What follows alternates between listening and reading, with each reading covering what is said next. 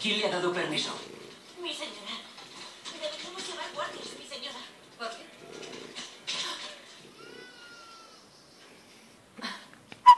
Perdona.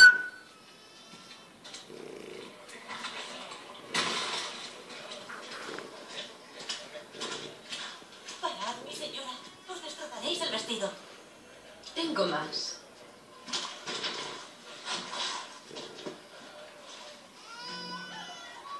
¿Deseáis hablar con ella, Majestad?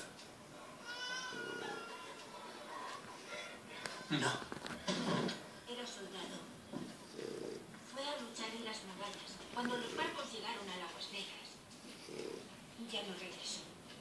¿Y tu madre? Murió al parirme. Unos hombres malos querían venir a la ciudad a hacer cosas terribles, pero tu padre los detuvo.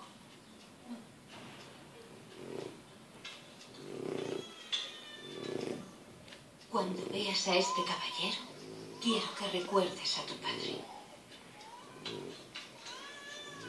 Él no era caballero.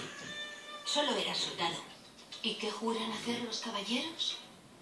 Proteger al débil y defender el bien. Lo que hacía tu padre. Enorgullécete de él. ¿Tu padre era soldado también? Deberías sentirte igualmente orgulloso. Bajo el mando del